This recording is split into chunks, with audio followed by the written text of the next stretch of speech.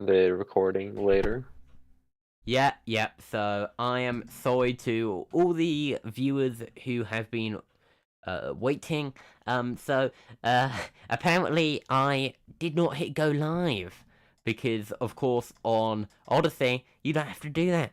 Uh, and yeah, sometimes I just forget that there is a go live button because you can test stuff out with YouTube before you go live.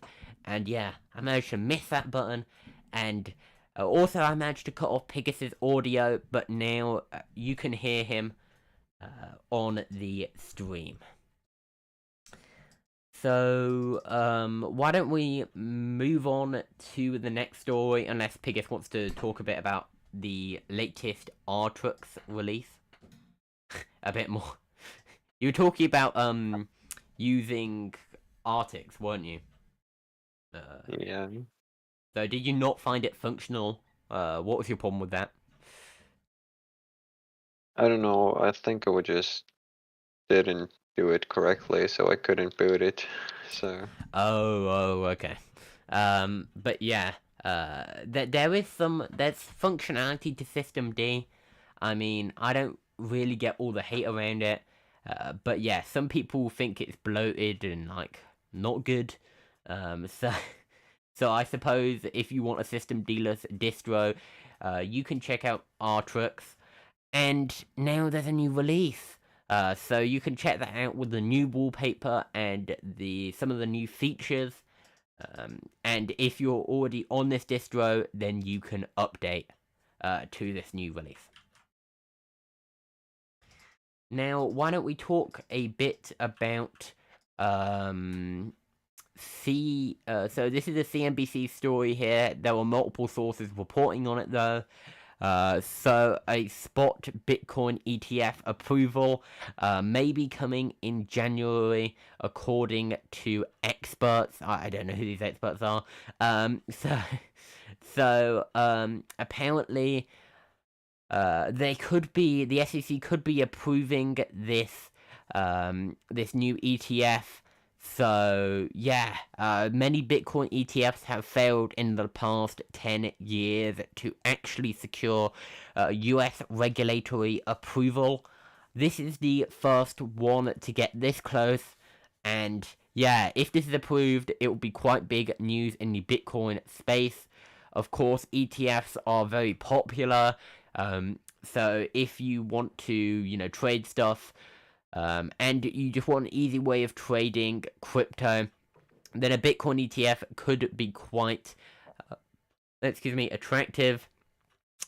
So yeah, I suppose if this is approved, it could be pretty big news for Bitcoin, and yeah, it'll be good news if this was approved. Because yeah, this would generally be good for the crypto space, I feel. What do you think, Pigus?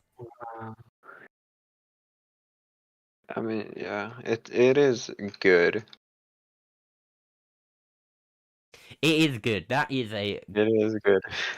That's a very positive analysis from Pigus there. It is good.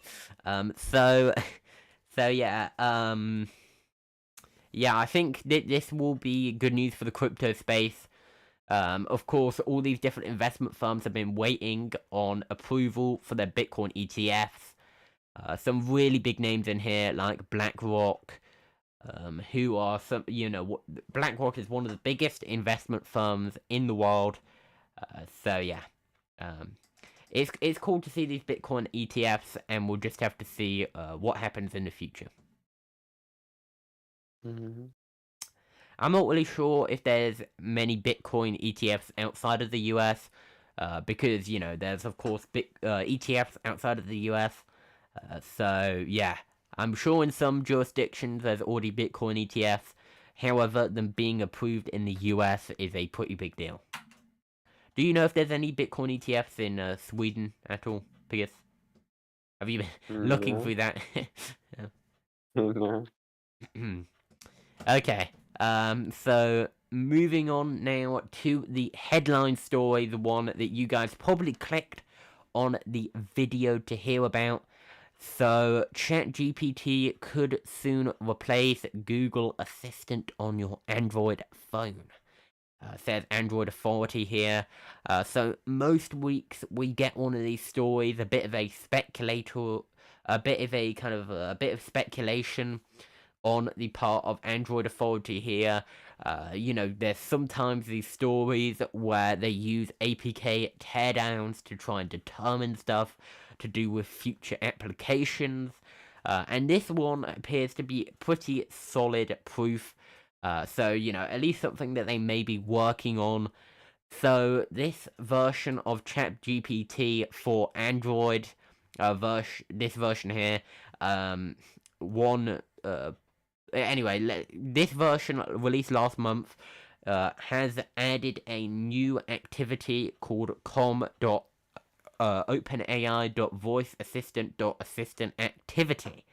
This activity is disabled by default, but after apparently Android Authority manually enabling it on one of their devices and launching it, an overlay appears on the screen with the same swirling animation as the one shown when using the in-app voice chat mode. Apparently this could indicate that they could be working on this ChatGPT alternative, not ChatGPT, Google Assistant alternative. So this does look a lot like the Google Assistant, kind of thing where, when you hit the Google Assistant button or you say, "Hey Google," it will show a kind of animation and then you can talk to the Google Assistant. There seems to be a similar thing going on here with ChatGPT, and this could be pretty big news, pretty big competition for Google, who have kind of not really had much competition in the assistant space on Android. Only a few other applications out there. Personally, I went looking for them at one stage, and there just weren't that many. So this could actually be legitimate competition with Google. And we'll just have to see what happens with this, whether this turns out to be an actual feature, or whether it's just a test from the developers. What do you think, Pigus? I think compared to the Google Assistant, I think this would be much better experience. Like, you know what I mean? Yeah, I think this would be a much better experience because, people like Google Assistant, but also on the other hand, it just doesn't have the You same know AI, what I mean? kind Yeah. of AI smarts of Google not Google Assistant, of ChatGPT, because of course it's just a better model, and Google Assistant is just not really an LLM as much as just a assistant that will, toggle settings and like tell you the weather or whatever. Maybe engage in a bit of conversation, but overall, it's not really on the same level as ChatGPT. Mm-hmm. So seeing it on the actual, as an actual alternative on the settings page, is a pretty interesting thing. So we'll just have to see whether this actually materializes in a future update, or whether this just ends up being some sort of test by the ChatGPT developers, and maybe it never comes to God, maybe this never kind of comes to actually being a feature, but yeah, we'll just have to wait and see, I guess. Now, Google appears to be working on an advanced version of Bard, which will cost you money. So Bard Advanced with Google One. Apparently, it's coming up with things saying you can try Bard Advanced for 3 months on Earth. So this suggests that Bard Advanced may be a Gemini ultra powered AI, which actually costs the user money. So Google have been talking previously about new stuff with their LLM, and yeah, this could be some pretty big news if it actually costs money to use Bard, and they roll out this new paid tier. What do you think, Pierce? Have you tried out Bard at all or not? I have not tried it. But I Okay. guess like Yeah. they'll do the same as OpenAI, because I'd assume there's a lot of people interested in paying for this stuff, so there's a lot of money at play here. Yeah. Because there's a lot of users of Bard and of Mhm. ChatGPT, and a lot of them would be willing to pay for more for better AI, and being able to give more queries and stuff. Of course, additional functionality. People will pay for it, and yeah, I think Google could actually make quite a bit of money from offering this advanced version of Bard. Now, moving on to the library section. So, LBRY, of course, a video platform, if some viewers aren't aware, because, if you're watching my channel, you don't necessarily know about library as a project, but it's a YouTube alternative type thing. But of course, with the SEC stuff, there's been a lot of kind of changes when it comes to library, and of course, Library Inc. as a company, they actually shut down. So apparently, the snapshots for library blockchain, the official source for the snapshots, the library.com link, is no longer up. So you'll now get a 403. So there's nothing being hosted on that address anymore. So yeah. Do you have any thoughts, Pigus? Yeah, I mean, you're the one that brought this story to me. Do you have any thoughts? I mean, not really. They're down. So There's not really been. I don't think many people have been reporting on this. It's not really a big story. But it's kind of there are like yeah. we have spun up a temporary uh, snapshot server for this.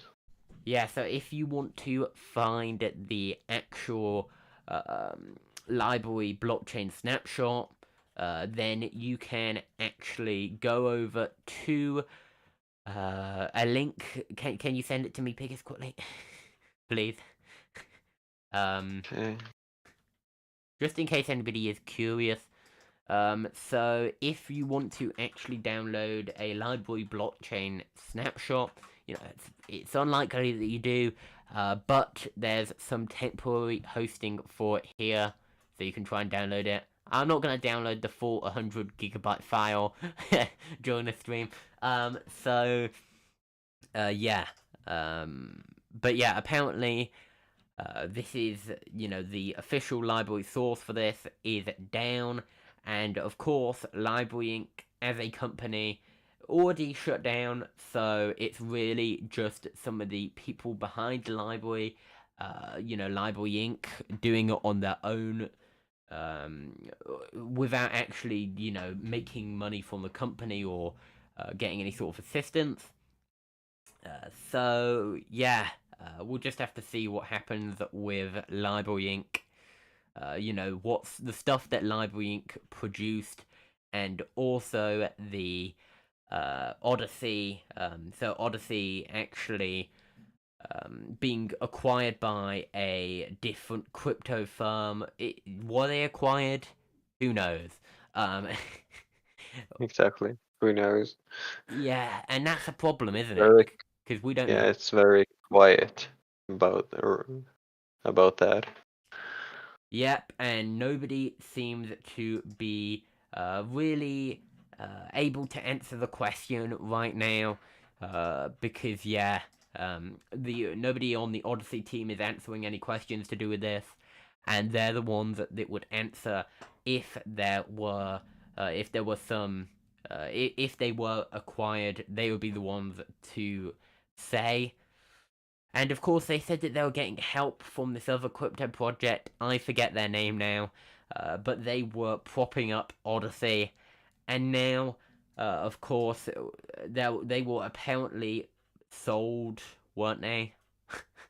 Was Odysee sold or was it not sold? Do we know? Uh, Because yeah, totally. Yeah, I'm not totally sure because I haven't looked at it, but yeah. yeah. But the murky situation here really doesn't make Odysee look like a video platform you really want to be using. Because, of course, if you don't really know who the owner is, it's not really a good situation. So we'll just have to wait and see. The Library Foundation are continuing to try to support the project, continue the work that the company tried to do, with trying to maintain stuff, but it is very hard, especially Mm. without the capital and resources that a company has. Yeah, so with that limited capital and resources, yeah, it'll be quite difficult to maintain a lot of this stuff and continue the library project.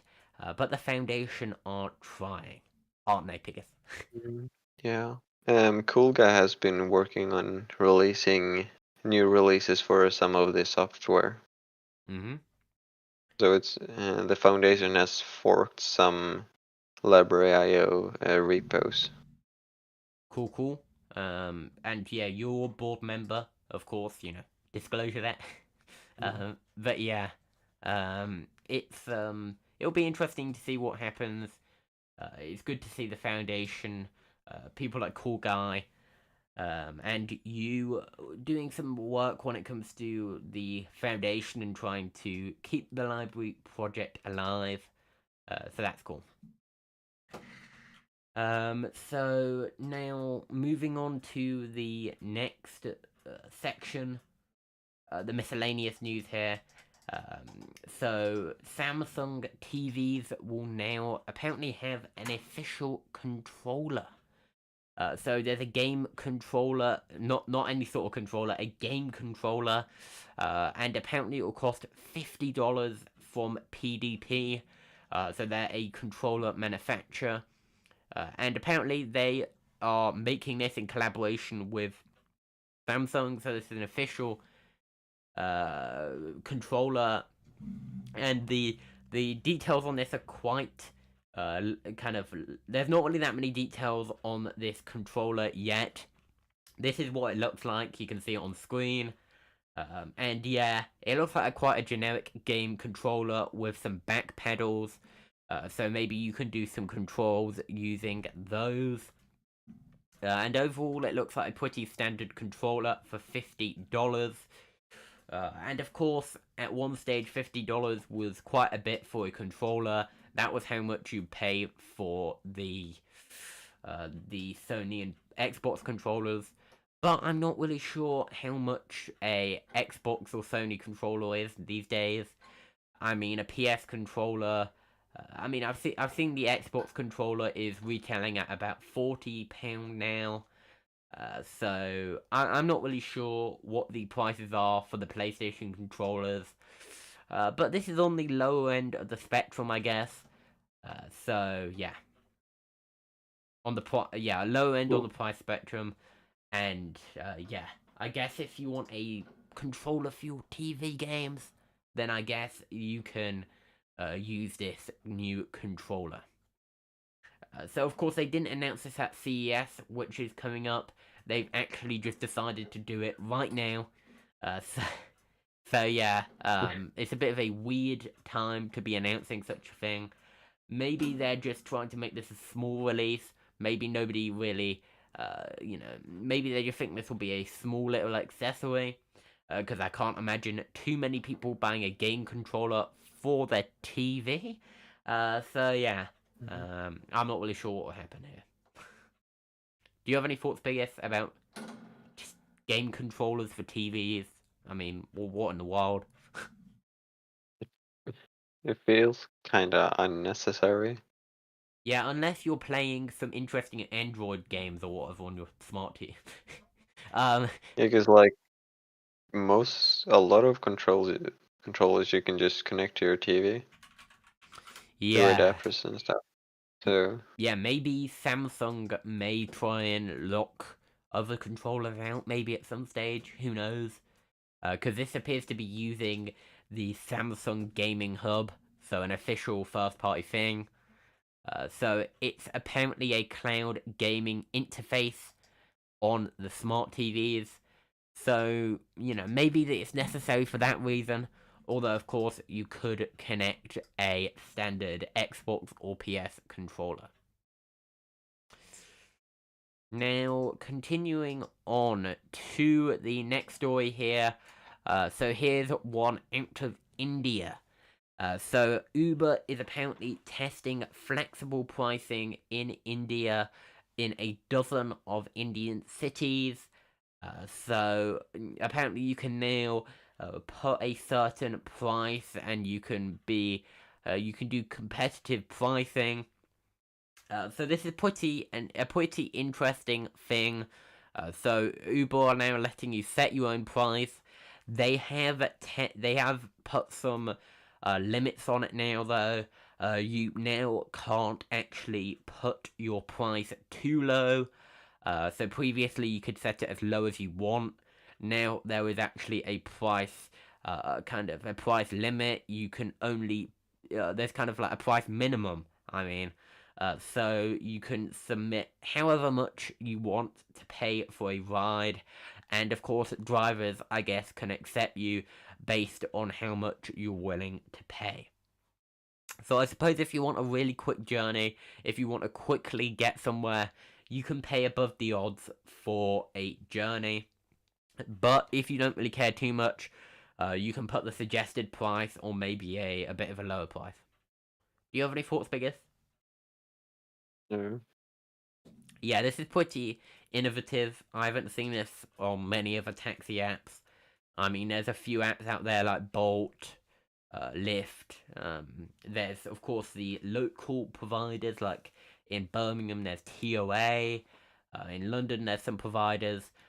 But, of course, these different firms, such as Uber, kind of compete slightly outside of the traditional taxi realm, and they bring some interesting features such as this flexible pricing in India here.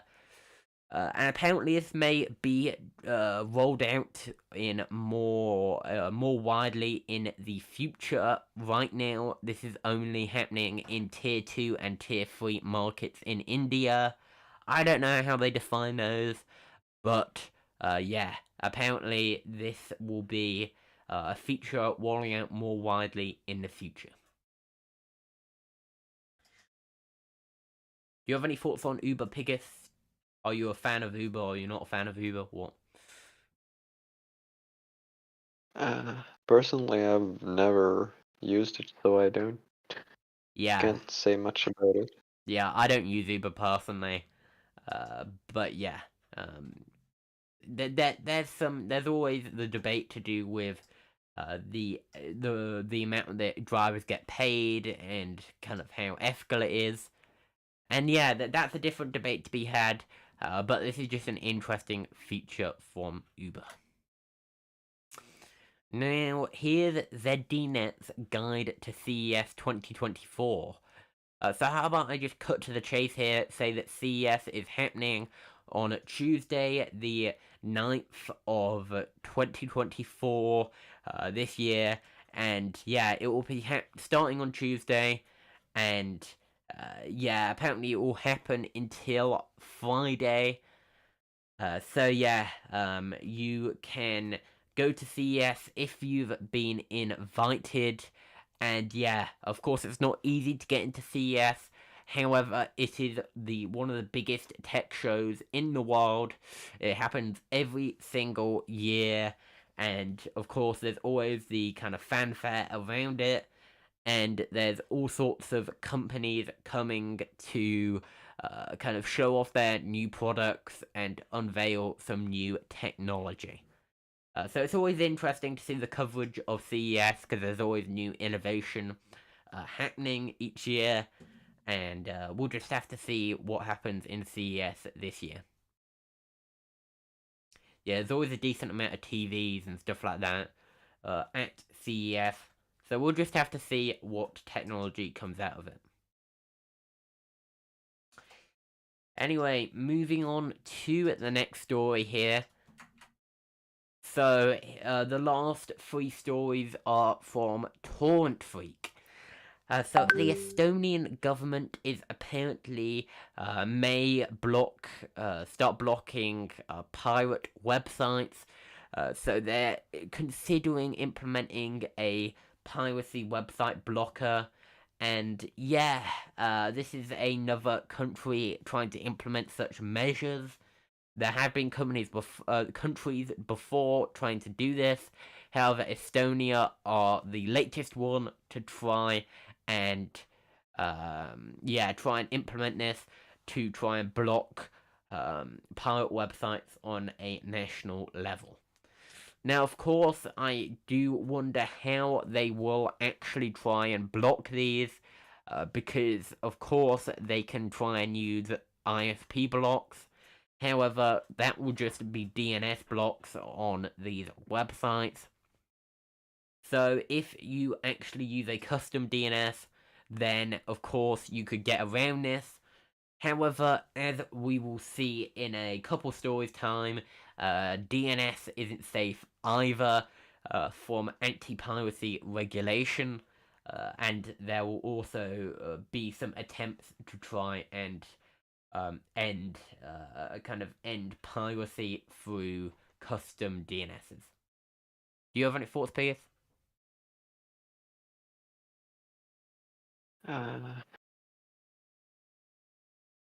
Okay. So moving on to the next story here. So Lithuania, they have implemented fines for piracy. So apparently there are €140 fines. So apparently they say that this will pay off. So if you get handed a fine for piracy, you could be fined at €140 on the spot without a court hearing. So these are of course measures to try and reduce piracy. Now, whether this is actually an appropriate measure, given the fact that this is not really very fair and just, is another question. Because you could argue that doing it without a court is quite unjust, because you're not letting people state their case. You're just you're just finding them on the spot, and they're not even seeing any sort of hearing. So yeah, you could say this is unjust. However, it is a measure to reduce piracy, and we'll just have to see what happens when it comes to if this will actually reduce piracy, or whether this will just reduce the amount of people trying to pirate without taking proper precautions. Do you have any thoughts, Pigus, on this story? I mean, as you say, it makes people think more about what they are doing. Yeah, it does. I mean, even though, it's not very just, maybe. Yeah, it does seem rather arbitrary to just be slapped with €140 fine without even going to any sort of court hearing or anything. Just being giving that out on the spot. Maybe it's not the best idea, and of course, taking direct action against individuals is not so popular. So we'll just have to see how this turns out. Now, on to the story that we were talking about earlier. So apparently, um, so another story from Torrent Freak here. Apparently, Canal Plus are suing Cloudflare, Google, and Cisco to try and fight piracy. So they apparently are doing this new suit to try and get them to block these piracy websites. It's interesting to see that Quad9 is not involved here, so that DNS service is not affected by this lawsuit.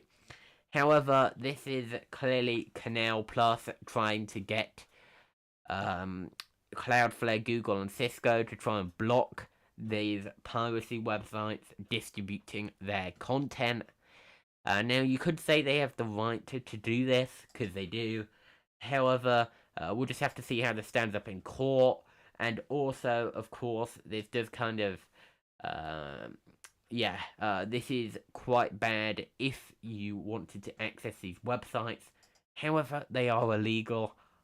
So there's kind of, it's not the best blocking on the DNS level, I don't think. But on the other hand, it is somewhat illegal. What do you think, Piers?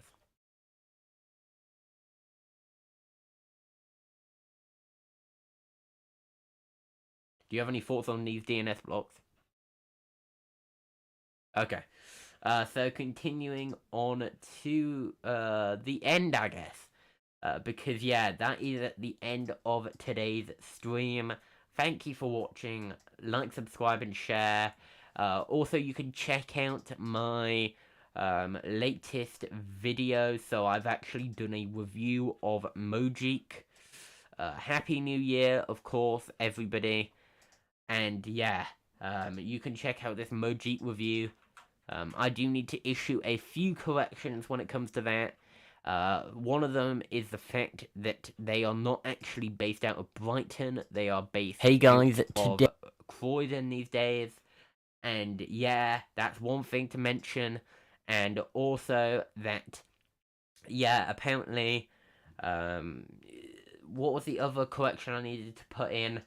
They actually replied to me on Twitter when I posted a link to the YouTube video, and they retweeted my tweet with the video link. But they did reply saying that, yeah, they've only got one person currently in Brighton, and that they weren't started by a student. They were just started by somebody at the Sussex Innovation Centre. So yeah, they apparently linked this to give a bit more info on their history. So you can see it here. You can see here that they launched in 2004 on 2 donated servers. They accepted money from private investors in 2009. And yeah, you can see some of the more modern history as well. So you can check out my review on Mojeek. So you can see that on my YouTube channel. I'll be soon posting that on Library as well. I need to get around to doing that. And yeah, it was cool checking out Mojeek. I think that they have a pretty unique search engine. Of course, it has its own index, which makes it a bit unique. But also, it doesn't really have the best results from, there are search engines such as Bing and Google which have a better index. However, it is cool to see a search engine try and actually compete with the big tech search engines such as Google and Bing. Because they're really the two big search engines these days. DuckDuckGo, Ecosia, Quant, all of them mainly rely on on Bing, and of course, Start Page rely on Google. So most search engines that claim to be private rely on Bing or Google. And while that isn't really technically a problem, it could be a problem if it isn't properly anonymized, or if they could somehow use, if Microsoft or Google could somehow use these queries to track users. However, we don't really know to what extent stuff like that could happen. You know, yeah. Um, anyway, thank you guys for watching. Yeah, so check out my latest video talking about Mojic. I'll be releasing a video on EE soon, and I'll also probably be releasing a video on the Architel. Uh, I forget how to say it. Architel flip phone that I have. So I'll probably be talking a bit about that, looking over the specs and seeing what cool stuff you can get up to with that in the year 2024. And yeah, overall, some content is coming up on the channel, and you can subscribe if you want to see more of that stuff. Anyway, would you like to say goodbye, Piggers? Bye bye.